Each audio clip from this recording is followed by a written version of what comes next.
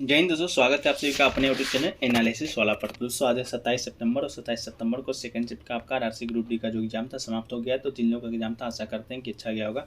तो आज की इस वीडियो में 27 सितंबर से कैसे पूछेंगे जीके साइंस करंट अफेयर्स के अधिकतम रियल प्रश्न भी मिल गए, तो उन सभी प्रश्नों को देखने का प्रयास करेंगे। और इस चैनल पर नए हैं तो चैनल को सब्सक्राइब जरूर कर लीजिएगा, नोटिफिकेशन बेल को भी साथ साथ ऑन कर लीजिएगा। और इसका जो PDF है टेलीग्राम ग्रुप में मिल जाएगा, लिंक डिस्क्रिप्शन बॉक्स में दिया गया है। तो चलिए शुरू करते हैं कैसा कैसा प्रश्न आपको देखने को मिला। तो चलिए देखते हैं आज का जो पहला सबसे इजी प्रश्न आपको देखने को मिला वो है कि राज्यसभा का जो सभापति होता है, पदेन सभापति होता है, वो कौन होता है। तो दोस्तों आपको बता दें कि जो भारत के उपराष्ट्रपति होते हैं वही राज्यसभा के सभापति होते हैं। राज्यसभा के उपसभापति राज्यसभा के द्वारा आंतरिक रूप से चुने जाते हैं। ठीक, उपसभापति चुने जाते हैं, लेकिन आपका जो सभापति होता है उपराष्ट्रपति होता है। तो वर्तमान में बात करें कि सभापति कौन है, तो सभापति भारत के जो उपराष्ट्रपति जगदीप धनखड़, जो कि हाल ही में 2022 में बने हैं, वो आपका राज्यसभा के सभापति हैं।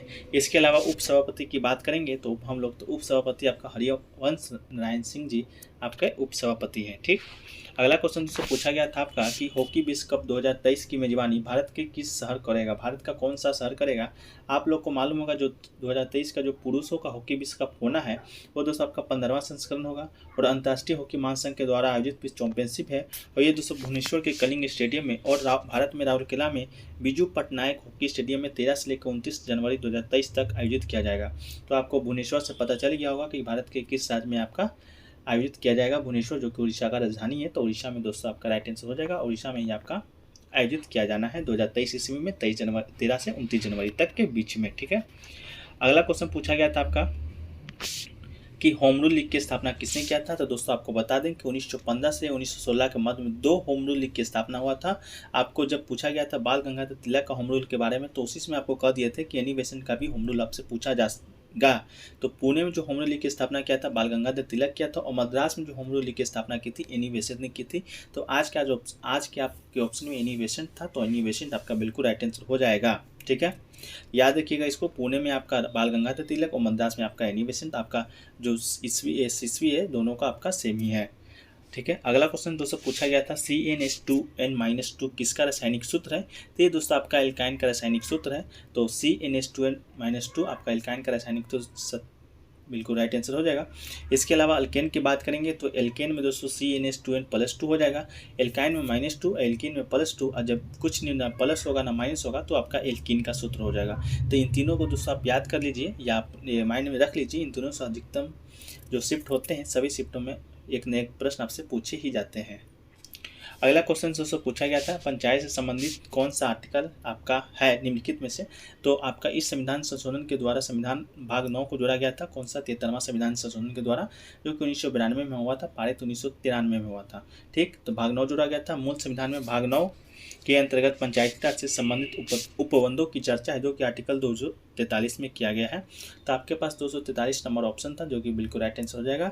इसके अलावा भाग 9 में पंचायत नामक शीर्ष के तहत अनुच्छेद 343 से लेकर 343 न, और अंग्रेजी में बात करेंगे तो 243 से 243 ओ तक पंचायती राज का संबंधित उपबंध है। तो आपका अनुच्छेद 243 था, जो कि बिल्कुल राइट आंसर हो जाएगा। ठीक, अगला क्वेश्चन दोस्तों पूछा गया था आपका कि इलायची की पहाड़ियाँ कहाँ स्थित है।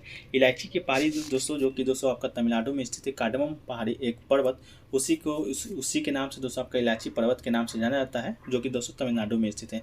लेकिन आपका ऑप्शन में तमिलनाडु नहीं था तो केरल था दोस्तों। केरल आपका बिल्कुल राइट आंसर हो जाएगा। वो आपका केरल से लेकर तमिलनाडु तक फैला हुआ है, तो आपका केरल राइट आंसर हो जाएगा। ठीक, तो इलायची पहाड़ियाँ भारत के पश्चिमी घाट पर्वतमाला की पहाड़ियाँ हैं। कार्डमम में म का हिंदी अर्थ होता है इलायची। भारत के भौगोलिक दृष्टिकोण से भारत की एक दक्षिण भारत की एक पहाड़ी है, जो कि अन्नामलाई नीलगिरी पहाड़ी के दक्षिण में स्थित है और पहाड़ियों के दक्षिण में स्थित है।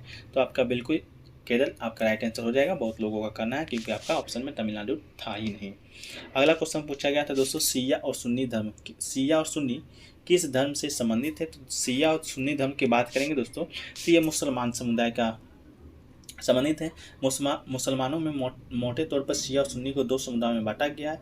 ये दोनों ही समुदाय मुस्लिम समुदाय के इस्लाम के बुनियादी 5 उसूलों के साथ साथ कुरान और अल्लाह के पैगंबर मोहम्मद का एक राय रखते हैं। तो आपका मुसलमान धर्म से संबंधित था आपका शिया और सुन्नी। ठीक, अगला क्वेश्चन पूछा गया था दोस्तों जूडो चैंपियनशिप कौन जीता था। तो भारत की लिथुमई चन्मम ने विश्व कैडेट जूडो चैंपियनशिप 2022 में जीता था स्वर्ण पदक। तो आपका ऑप्शन में लिथोइचनमम आपका बिल्कुल दिया गया था, तो आपका बिल्कुल राइट आंसर दोस्तों हो जाएगा। ठीक है, अगला क्वेश्चन दोस्तों पूछा गया था आपका कि 8वीं पंचवर्षीय योजना के समय भारत के प्रधानमंत्री कौन थे। ठीक, तो बात करें दोस्तों पंचवर्षीय योजना का, तो एक आपका भारत की राष्ट्रीय योजना होती है जो कि प्रधानमंत्री की अध्यक्षता में योजना आयोग के द्वारा विकसित और कार्यान्वित की जाती है। ठीक, आपका 8वीं जो पंचवर्षीय योजना का वर्ष था वो आपका 1974 से लेकर 1979 तक का था।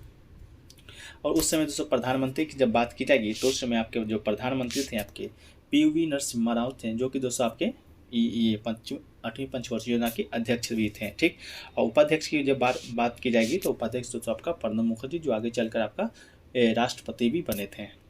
अगला क्वेश्चन दोस्तों पूछा गया था समुद्र के किनारे स्थित कौन सा सौर ऊर्जा प्लांट कहाँ स्थित है। समुद्र के किनारे कोई आपका सौर ऊर्जा प्लांट पूछा था, सबसे बड़ा तो तुतीकोरन शायद ऑप्शन में दिया गया था, तो शायद आपका राइट आंसर हो सकता है। इसके अलावा ऑप्शन मुझे मालूम नहीं है कि क्या क्या दिया गया था, तो आप कमेंट सेक्शन में बताने का प्रयास कीजिएगा।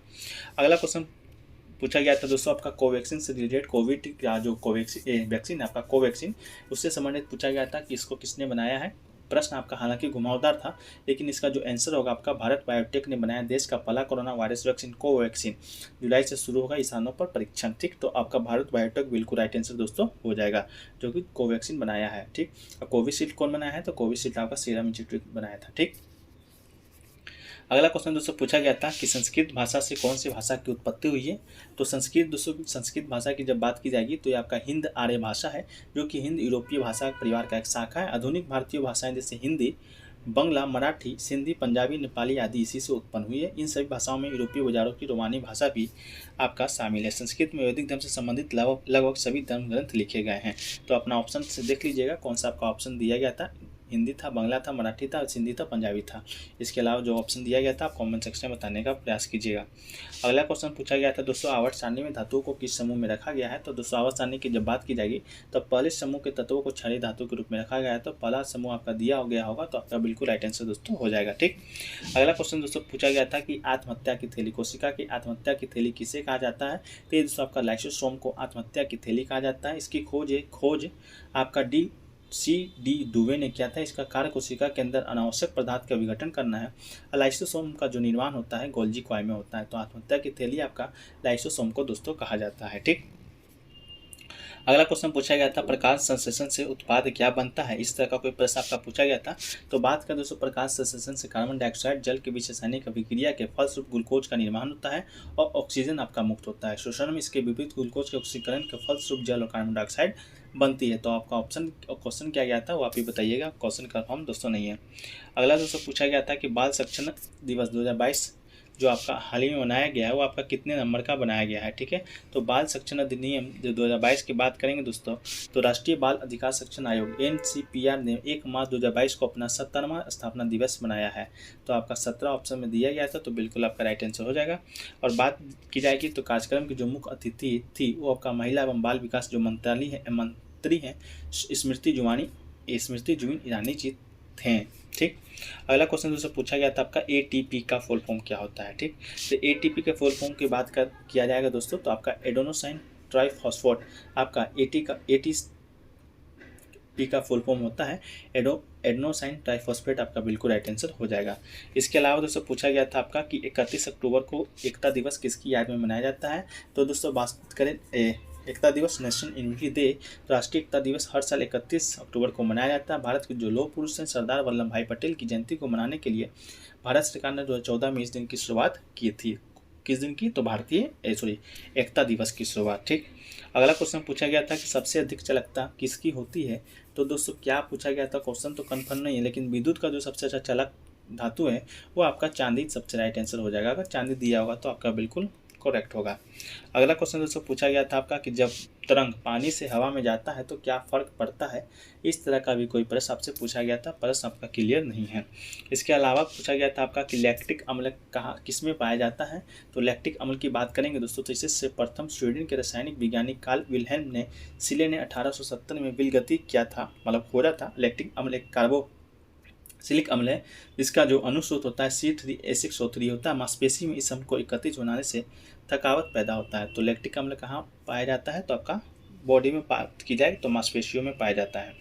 अगला क्वेश्चन दोस्तों पूछा गया था आपका कि जब दो नदी आपस में मिलती है तो उसे क्या कहा जाता है। इस तरह का प्रश्न आपका नहीं था, प्रश्न अच्छा घुमावदार था, स्टूडेंट बता नहीं पाए, लेकिन इतना जरूर पता है कि दो समांतर नदी बह रही है, उसमें कोई 90 डिग्री का अविलंब आता है तो उसे क्या कहा जाता है, क्या किसका आकार लेता है, वृक्षनुमा आकार, इस तरह से कोई आपका ऑप्शन बताए थे तो आपका देख लीजिएगा क्या क्वेश्चन आया था।